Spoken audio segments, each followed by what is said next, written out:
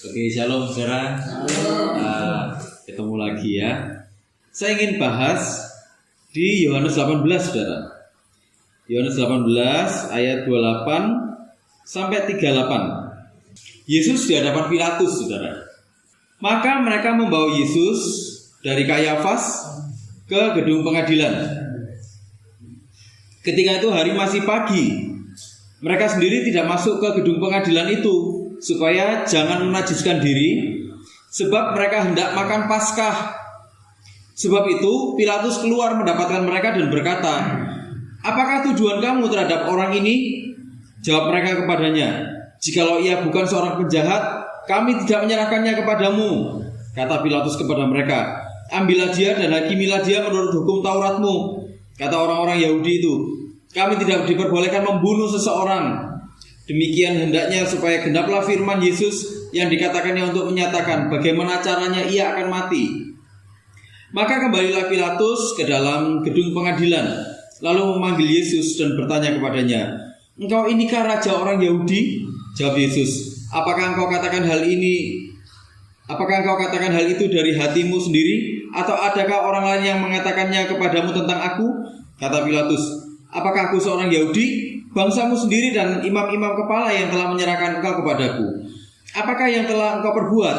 Jawab Yesus, "Kerajaanku bukan dari dunia ini. Jika kerajaanku dari dunia ini, pasti hamba-hambaku telah melawan, supaya aku jangan diserahkan kepada orang Yahudi. Akan tetapi kerajaanku bukan dari sini." Maka kata Pilatus kepadanya, "Jadi engkau adalah raja?" Jawab Yesus, "Engkau mengatakan bahwa aku adalah raja. Untuk itulah aku lahir dan untuk itulah aku datang ke dalam dunia ini, supaya aku memberi kesaksian tentang kebenaran. Setiap orang yang berasal dari kebenaran mendengarkan suaraku." Kata Pilatus kepadanya, "Apakah kebenaran itu?" Sesudah mengatakan demikian, keluarlah Pilatus lagi mendapatkan orang-orang Yahudi dan berkata kepada mereka, "Aku tidak mendapati kesalahan apapun padanya." Ini ceritanya waktu Yesus habis berdoa di Taman Getsemani. Waktu Yesus habis berdoa sampai keluar darah-darah ya, keringatnya itu berubah jadi darah.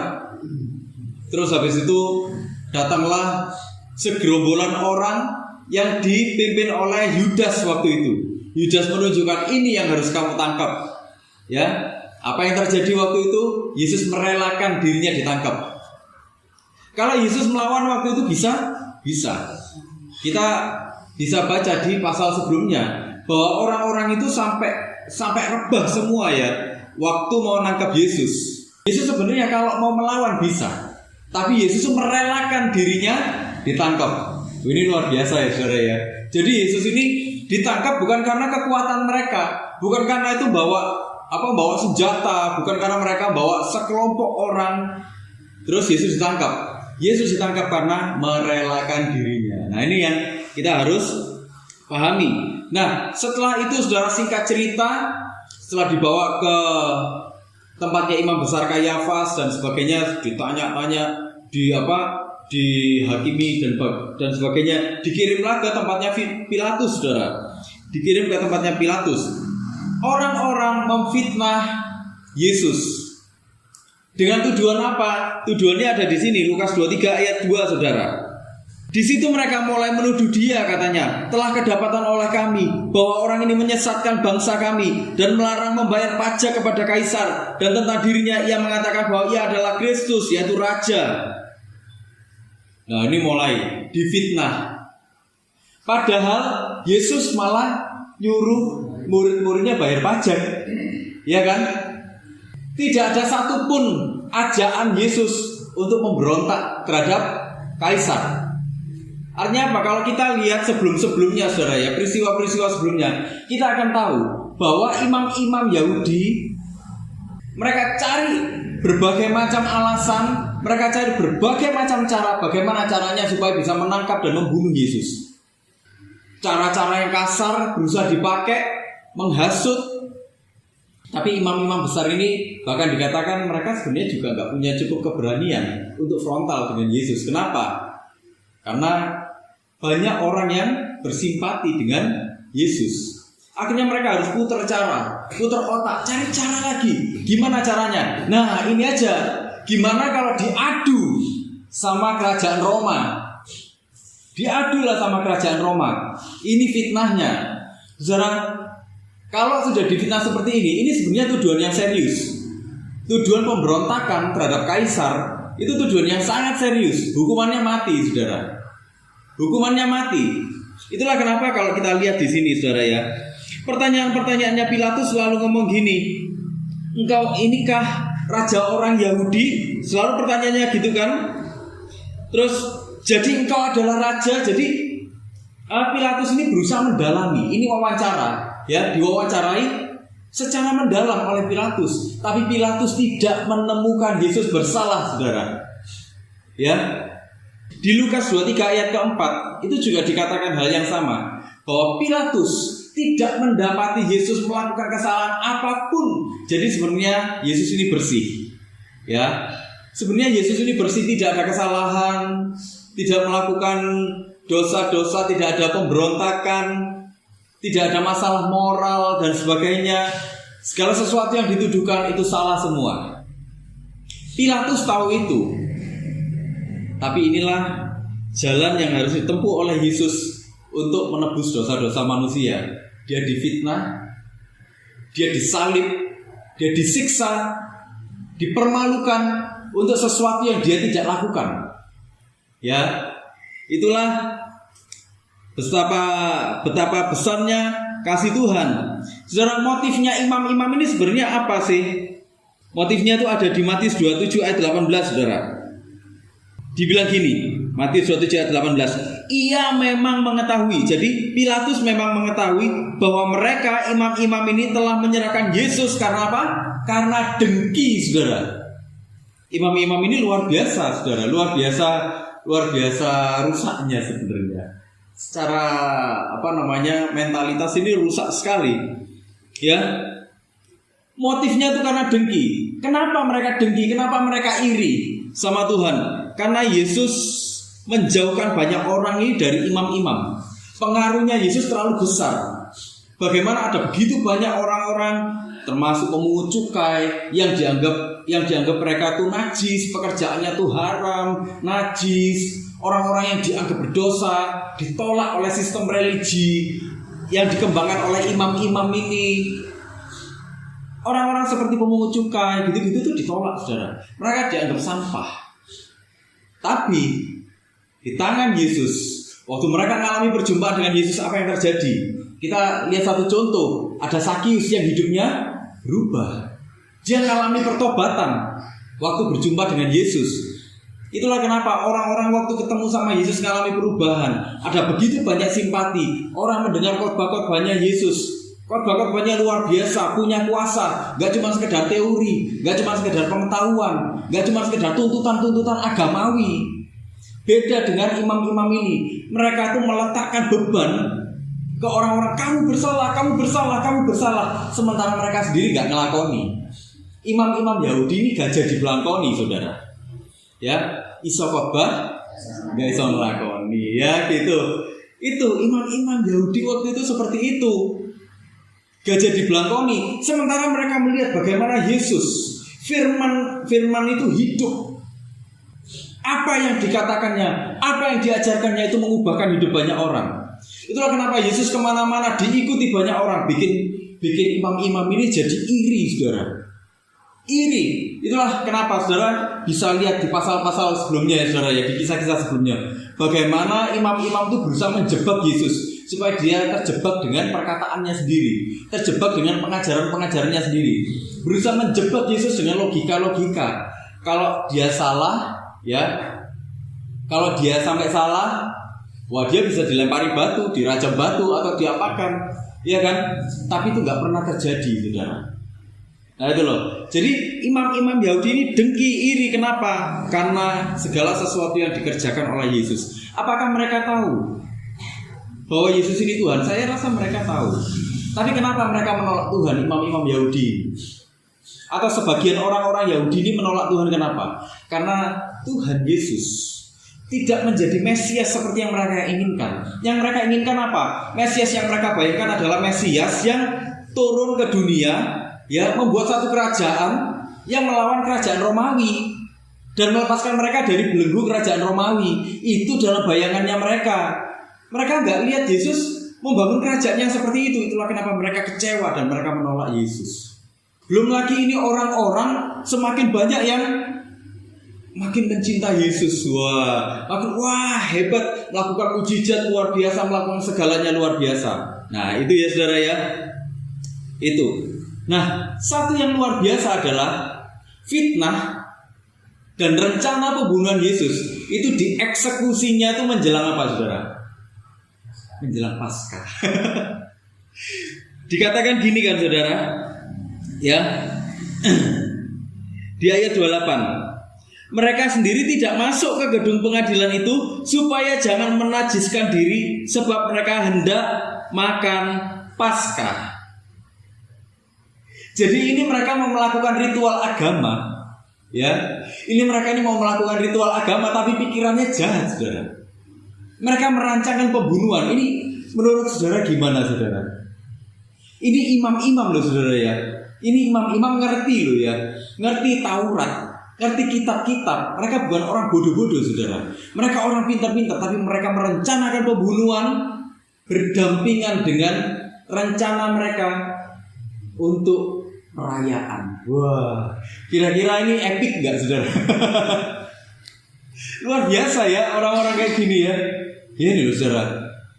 Kalau hanya mengerti firman tapi tidak menghidupi firman, bagaimana mereka pakai agama, saudara, untuk kepentingannya. Mereka pakai agama untuk mencelakakan orang lain. Mereka mempolitisasi agama untuk kepentingan dirinya sendiri. Agama kalau dipolitisasi itu jahatnya luar biasa, saudara. Orang kadang-kadang kalau sudah kena agama itu kan jadi buta, benar nggak, saudara? Kekristenan menuntut kesadaran yang tinggi dari orang-orang yang hidup di dalamnya. Kesadaran bahwa apa? Kita memiliki Tuhan. Kesadaran bahwa apa? Ada rencana Tuhan sedang terjadi di dalam hidup kita. Kesadaran bahwa apa? Kita harus hidup di dalam anugerah Tuhan, di dalam kasih karunia Tuhan. Kita menyadari anugerah Tuhan ada di dalam hidup kita. Kita menyadari Tuhan menyertai hidup kita. Nah itu. Orang-orang Kristen gak hidup, ya pokoknya sekedar hidup dalam agama. Oh pokoknya ada perintah ini. Enggak seperti itu. Orang Kristen selalu pertanyaannya, apakah yang aku lakukan ini mengekspresikan cintaku kepada Tuhan? Saudara kalau mencintai pasangannya, sadar gak, saudara? Sadar gak? Wah ya aku sayang sama dia. Kenapa kok sayang sama pasangannya, saudara? Kenapa kok cinta? Ayo. Kenapa? Alasannya? Apa yang bikin cinta? Wah karena dia baik ya. Ya kan? Ada lagi apa? Wah karena romantis ya. Tahu dari mana romantis? Tahu dari mana kalau baik? Karena mengalami. Itulah kekristenan. Orang harus mengalami Tuhan. Ya. Nah, sementara imam-imam ini nggak gitu, saudara. Inilah sisi gelapnya manusia. Di balik kebaikannya manusia, di sisi yang paling dalam, karena dosa, manusia itu menyimpan kejahatan yang luar biasa. Bahkan di balik kebaikan seseorang itu ada potensi kejahatan yang besar di dalam hatinya. Paskah ini menunjukkan bagaimana manusia sesungguhnya. Secara dengki itu dikatakan dalam bahasa aslinya itu tonos. Tonos itu apa? Tonos itu iri hati. Tapi bukan cuma sekedar iri hati, karena memang ada niat buruk. Karena ada niat buruk, dia jadi iri hati, gitu loh, saudara. Ya, jadi iri hatinya tuh nggak tiba-tiba, wah dia punya ini, aku harus punya juga. Bukannya seperti itu, tapi karena dia memang sudah punya niat buruk, niatan untuk mencelakai. Itulah kenapa ada iri hati. Imam-imam karena sudah punya niat buruk sama Yesus, saudara. Itulah kenapa dia iri. Dia ingin mencelakai Yesus. Kenapa? Karena Yesus pengaruhnya melebihi mereka. Kedengkiannya mereka itu seperti itu. Bayangkan, saudara, ini manusia iri sama Tuhan, saudara. Saya rasa mereka melihat tanda-tanda bahwa ini Mesias datang. Bagaimana seseorang bisa mengampuni, memberikan pengampunan kalau dia bukan Allah sendiri? Saudara, Yesus bilang, pergilah dosamu sudah diampuni. Siapa yang berani bilang gitu? Imam-imam gak ada yang berani saudara ngomong kayak gitu. Dan gak ada orang yang cukup gila untuk berani ngomong seperti itu kecuali dia Tuhan. Imam-imam tahu persis. Imam-imam tahu persis juga bahwa dia ini keturunan Daud. Yusuf, Maria itu sama-sama dari garis keturunannya Daud. Dan orang-orang Yahudi ini, imam-imam ini tahu persis. Tapi kenapa mereka menolak? Orang mati dibangkitkan, orang buta melihat. Apakah itu bukan tanda-tanda Mesias? Tapi mereka tetap menolak. Mereka malah ngiri sama Tuhan. Bukankah itu sebenarnya sampai hari ini pun terjadi, saudara? Banyak manusia iri sama Tuhan. Banyak manusia mendengki Tuhan tanpa kita sadari. Bahkan orang Kristen pun dengki sama Tuhan tanpa menyadari. Kenapa? Orang merasa, Tuhan kenapa kok bisa ngatur-ngatur? Sementara aku gak bisa ngatur-ngatur. Dah, aku mau ngatur hidupku sendiri. Gak perlu Tuhan untuk ngatur hidupku. Kalau bisa aku yang ngatur Tuhan. Oh iya toh? Saudara, kalau kita doa, siapa yang lebih banyak ngatur? Tuhan atau kita? Iya kan? Kebanyakan kita yang ngatur kan, saudara. Kalau waktu doa, saudara, berapa banyak waktu kita berdoa, kita menghabiskan waktu untuk bersyukur dibandingkan ini ya, kalau kita bandingkan lebih banyak mana? Waktu bersyukur atau waktu untuk meminta? Kebanyakan orang Kristen lebih banyak mana? Minta. Ya kan? Tuhan, aku percaya di dalam nama Yesus. Di dalam nama Yesus. Dan sekali lagi selalu alasannya, kalau enggak nanti engkau malu loh Tuhan. Ya kan? Manusia malah berusaha mengintimidasi Tuhan loh. Lucu kan? Kalau kita renung-renungkan lagi, sebenarnya inilah yang banyak terjadi. Manusia sebenarnya iri sama Tuhan gitu loh. Kita nanti kalau belajar ke ini ya saudara, kisah penciptaan, kita akan lihat bagaimana manusia berusaha untuk menjadi Tuhan.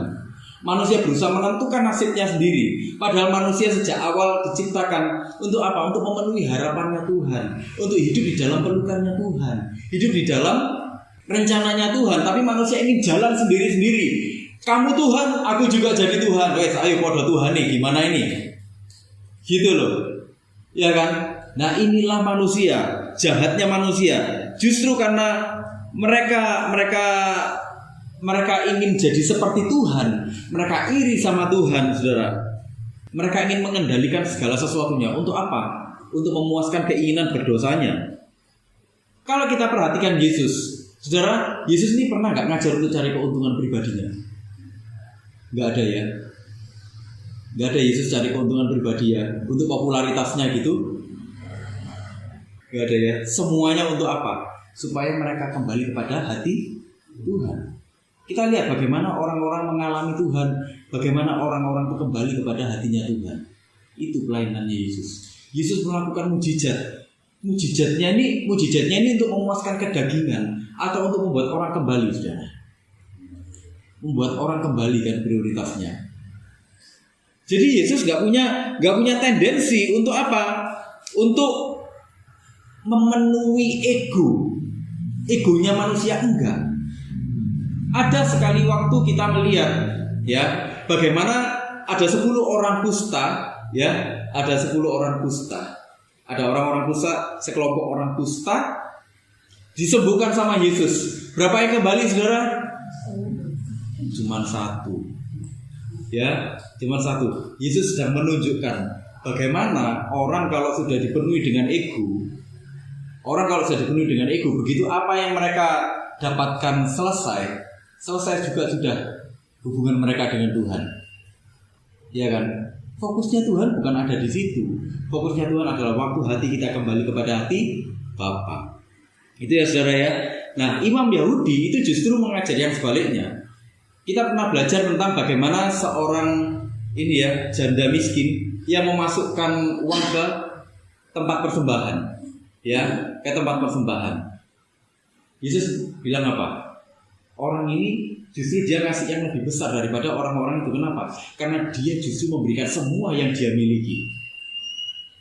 Saudara, itu orang-orang kaya itu masukkan ke kantong ke tempat persembahan itu bentuknya koin-koin, saudara. Dimasukkan ting supaya apa? Kalau sudah jatuh di sana bunyinya krincing. Orang bilang apa?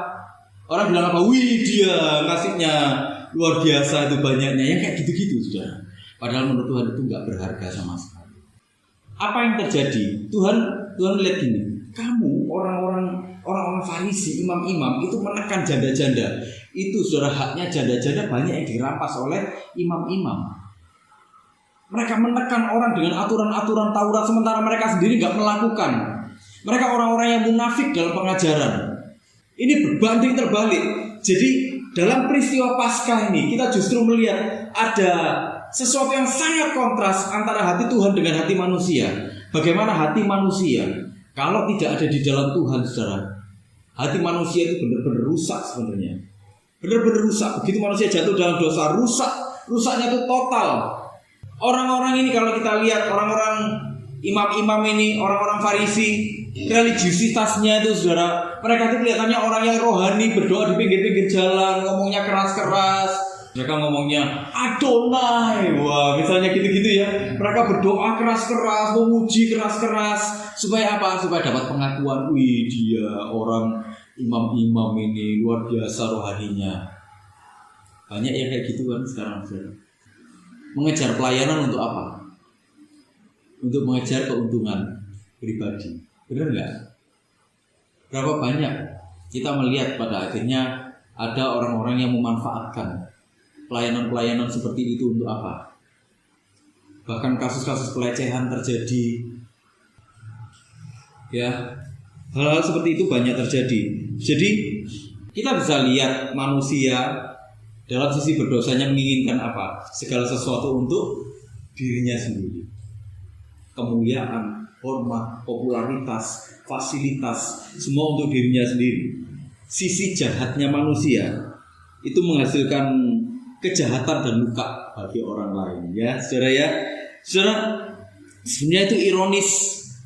Bahkan kadang-kadang manusia itu mengaku beragama, mengaku mengenal Tuhan, tapi kelakuannya kayak orang nggak mengenal Tuhan. Ya, seolah-olah beragama, seolah-olah itu kenal Tuhan. Tapi sebenarnya dia hanya teori aja. Dia memang tahu banyak, membaca banyak buku, iya. Dia membaca banyak buku, tapi dia tidak mengalami Tuhan sama sekali. Itulah kenapa dia jadi raja tega. Waktu orang mau selingkuh, saudara, saya pernah dengar yang seperti ini. Ini nyata. Orang selingkuh tapi pakai pembenarannya itu di Alkitab loh, saudara. Ya. Di Kidung Agung, cinta itu kuat seperti maut, wis nggak bakal masuk neraka katanya gitu. Iya kan? Ya kayak gitu itu. Kadang-kadang orang itu kepintaran ya gitu itu. Ya, sisi jahatnya manusia. Artinya apa, saudara? Sebenarnya tiap manusia itu punya sisi jahatnya. Ya, punya potensi kejahatannya. Itulah kenapa kita butuh anugerah Tuhan untuk merestorasi hatinya kita. Gitu loh ya. Nah di sini, ya. Yohanes 18 ayat 38, saudara. Kata Pilatus kepadanya, apakah kebenaran itu? Sesudah mengatakan demikian, keluarlah Pilatus lagi mendapatkan orang-orang Yahudi dan berkata kepada mereka, aku tidak mendapati kesalahan apapun padanya. Aku tidak mendapati kesalahan apapun padanya. Saudara, ini adalah sebuah penegasan bahwa Yesus sebenarnya benar-benar tidak bersalah dan benar-benar tidak berdosa. Dia adalah korban yang sempurna. Untuk apa? Untuk menebus manusia sekali dan untuk selamanya. Dulu waktu di Perjanjian Lama kita bisa lihat orang-orang kalau yang mampu disuruh persembahan apa, saudara? Lembu, ya kan? Domba. Kalau yang nggak mampu, burung tekukur. Tiap kali melakukan kesalahan mereka korban. Tiap kali melakukan kesalahan mereka melakukan korban. Kenapa? Karena belum datang yang sempurna. Yesus korban yang sempurna, sekali dan untuk selamanya. Kenapa? Karena dia tanpa cacat, tanpa dosa. Itulah kenapa dia memenuhi keinginan Allah, memenuhi hasratnya Allah akan kesempurnaan. Gak perlu lagi ada korban-korban lagi. Kenapa? Karena satu ini itu sudah sempurna. Jadi gak perlu lagi ada korban-korban domba lagi, lembu lagi, atau burung tekukur lagi, itu sudah nggak perlu lagi. Sudah cukup ini aja. Sekali dan untuk selamanya. Makanya waktu disalib Tuhan bilang apa? Tetelestai, artinya sudah selesai. Di saat itu, di satu titik itu, dah selesai semua. Nggak ada lagi utang-utang lagi. Semuanya sudah selesai, dosa sudah dikalahkan. Mau nggak kita menanggapi anugerah itu, saudara? Mau nggak kita hidup di dalam anugerah Tuhan? Ya, saudara, inilah kontrasnya hati Tuhan dengan manusia. Ya, Tuhan tanpa dosa, tanpa salah, tapi mau datang ke dunia. Yohanes 3 ayat 16, saudara. Ini ayat yang terkenal sekali. Karena begitu besar kasih Allah akan dunia ini, sehingga ia telah mengaruniakan anaknya yang tunggal, supaya setiap orang yang percaya kepadanya tidak binasa, melainkan beroleh hidup yang kekal. Saudara, dia yang tidak berdosa, dia yang sempurna, yang suci, datang ke dunia yang berdosa. Tuhan kalau mau enak-enakan bisa enak di sana, ya saudara ya. Kalau mau enak-enakan bisa enak di surga. Nggak ada ratap, nggak ada tangis. Bayangkan ini Allah, saudara, datang ke dunia menjadi nyata di dalam sejarah. Bayangkan ini Allah loh, saudara, difitnah seperti itu. Allah, ini Tuhan loh, saudara ya. Ini Tuhan direncanakan mau dibunuh loh, saudara. Ini apa enggak?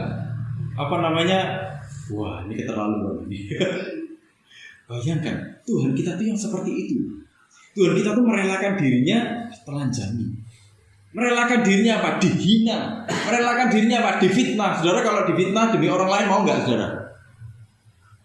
Berat hati ya kita pasti ya. Saudara, kalau saudara misalnya dihukum demi orang lain mau nggak? Nggak mau. Ya kan? Berat hati kita. Kalau saudara misalnya dijelek-jelekkan demi orang lain mau nggak, saudara? Menebus orang lain mau nggak? Berat ya. Tapi Yesus melakukan itu, saudara. Apa dosanya Yesus? Sebenarnya apa untungnya Yesus menebus kita? Pertanyaannya seperti itu. Apa sih untungnya Yesus nebus kita ini? Kalau mau kan bisa aja, dah ditinggal biar masuk neraka semua, selesai. Dah tarik ke semua, bikin lagi bumi yang baru. Iya kan? Bisa kan kayak gitu? Bisa kan? Waktu Yesus disalib, saudara, apakah Yesus melawan? Yesus nggak melawan, saudara. Apakah dia bisa melawan? Bisa. Kenyataannya, waktu orang-orang mau menangkap dia, saudara, kita pernah belajar ya itu ya, kita pernah renungkan itu orang-orang yang menangkap dia itu sampai rebah. Akhirnya Yesus yang merelakan dirinya ditangkap. Ya. Tapi karena begitu besar kasihnya ini bilang gini, dalam bahasa aslinya itu agapao. Agapao itu apa? Agape, saudara. Agape itu gini, itu kasih yang murni, kasih yang mencintai tanpa syarat. Dan ini penuh pengorbanan.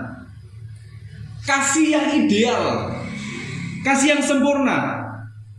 Jadi dia tuh mengesampingkan penampilan dan emosi. Ya, jadi agape itu gini. Kasihnya itu tidak ditentukan oleh siapa objeknya. Kasihnya itu gak ditentukan. Oh, ini objeknya menarik, ya sudah tak tebus. Kalau kita beli barang, saudara ya, atau kalau kita pacaran ini misalnya, kalau kita membangun hubungan dengan pasangan kita, dulu waktu kita mau pacaran, saudara, dilihat kan, wih ganteng rek, atau wih ayu, bener gak, saudara? Wah, ini menarik ini menarik, bener gak? Dikirim-kirimi surat cinta, mungkin dulu zamannya masih surat cinta gitu, saudara ya. Dikirim-kirimi surat cinta, pada akhirnya luluh, bener gak? Diajak-ajak keluar, ayo keluar, ditraktir-traktir, tahu-tahu luluh, lama-lama luluh juga, ya kan? Itu kasihnya manusia. Kasihnya manusia kan ada alasannya. Ada alasan, wah dia menarik, ya wis aku mau, ya kan? Bener gak? Tapi Yesus gak seperti itu. Kasihnya tuh agape, tanpa syarat. Ya, tanpa syarat. Jadi nggak ditentukan oleh keadaan objeknya. Ini manusia ini rusak loh, saudara. Kasih agape itu kasih yang ditentukan oleh karakternya orang yang mau mengasihi. Karakternya Tuhan itu apa, saudara? Kasih itu sendiri. Dia adalah kasih itu sendiri. Artinya apa? Kasihnya murni. Waktu dia mengasihi manusia, artinya apa? Kasihnya itu benar-benar murni, tidak ada motivasi yang lain. Kasihnya itu benar-benar kasih yang ingin mengasihi. Sekalipun engkau gak layak, nak. Sekalipun engkau itu sudah terjatuh ke dalam jurang dosa, aku mengasihi engkau. Kasihku kepadamu tidak berubah. Gitu. Tidak bertambah mengasihimu, juga tidak berkurang dari mengasihimu. Kasihku kekal tetap untuk selama-lamanya bagimu. Kita mungkin berpikir, dulu hidupku bejat Tuhan. Tapi Tuhan tidak melihat itu. Sekalipun kau bejat, aku memberi kau kasih karunia. Aku tetap mengasihimu. Tuhan, hari ini aku berdosa, Tuhan, ampuni aku, Tuhan. Tuhan, aku takut dikutuk. Aku tetap mengasihimu, nak. Bukan karena kamu melakukan apa-apa, tapi karena aku memang mengasihimu. Engkau melakukan perbuatan yang baik karena engkau ingin mengasihi aku, bukan supaya takut kena kutuk. Gitu loh, saudara. Jadi kasihnya Tuhan, agape, karena begitu besar agapenya Tuhan, karena begitu besar tindakan kasihnya. Jadi agape ini bukan cuma sekedar ya aku mengasihi lah, tapi agape itu gini, saudara. Jadi nggak lihat, oh ini menarik, oh nggak menarik, bukan gitu. Jadi aku memang ingin melakukan sesuatu untuk dia. Agape itu gitu. Sekalipun kamu bejat, aku tetap melakukan sesuatu untukmu. Nah, agape itu kayak gitu, saudara ya. Jadi kasihnya Tuhan itu seindah itu. Karena dia adalah kasih itu sendiri. Itulah kenapa kita bisa percaya bahwa kasihnya di dalam hidup kita itu benar-benar murni. Tidak ada motivasi yang lain.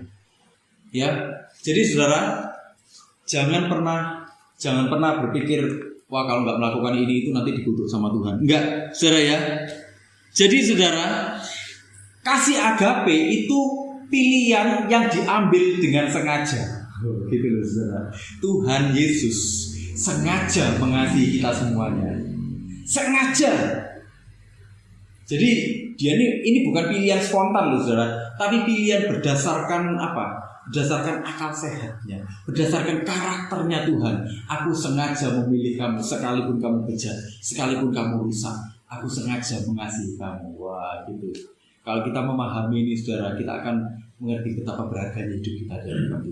Saudara, jadi jangan pernah ada di antara kita yang merasa hidup kita nggak berarti. Kenapa? Saudara, bayangkan, ini Tuhan yang nggak berdosa, rela dijadikan apa? Dijadikan korban di atas kayu salib. Supaya apa? Supaya kita ini mengalami kasih karunia Tuhan. Supaya kita mengalami kasih Tuhan. Dia sengaja melakukan itu. Bukan ujuk-ujuk tahu-tahu ada di bumi, ujuk-ujuk tahu-tahu disalib. Loh, aku kok disalib? Gak gitu, saudara. Tuhan gak gitu. Dia sudah tahu semuanya. Dia sudah merancang semuanya. Ya saudara ya. Jadi saudara, Yesus, kita bisa lihat buktinya apa? Menerima orang-orang yang tertolak, pemungut cukai. Lihat orang yang kawin dengan banyak suami, ya, diterimakan sama Tuhan, diampuni dosanya, dibilang pergilah dan jangan berbuat dosa lagi. Ya, dia nggak melawan kok, saudara. Waktu dia diapa-apakan nggak melawan. Demi kita semua. Secara hidup kita berharga di hadapan Tuhan. Ya, Paskah ini menunjukkan betapa bejatnya manusia, tapi juga betapa besarnya kasih Tuhan atas kita. Itulah kenapa kita manusia, kalau kita sudah mengalami kasih karunia Tuhan, jangan pernah kita menganggap sepele kasih karunia Tuhan. Tetap hiduplah dalam kasih karunia Tuhan. Tetap hiduplah mencintai Tuhan. Bukan karena kita takut hidup terkutuk, enggak, saudara. Karena kita mencintai Tuhan. Kenapa? Bukan takut gak diberkati, enggak. Tapi karena kita takut menjauh dari Tuhan tuh nggak enak rasanya, gitu loh, saudara ya. Menjauh dari Tuhan tuh nggak enak, ada rasa rindu terus. Makanya kita ingin mendekat terus sama Tuhan. Kalau kita melakukan itu, hidup kita akan sungguh-sungguh berarti. Hidup kita akan benar-benar berbeda. Apa yang rusak di dalam hati yang paling dalam, pelan-pelan akan direstorasi oleh Tuhan, dan kita akan jadi manusia-manusia yang berbeda. Amin, saudara. Saya ingin dorong kita semua, hiduplah tetap dalam kasih karunia Tuhan. Ya, karena Tuhan sengaja mengasihi kita semua.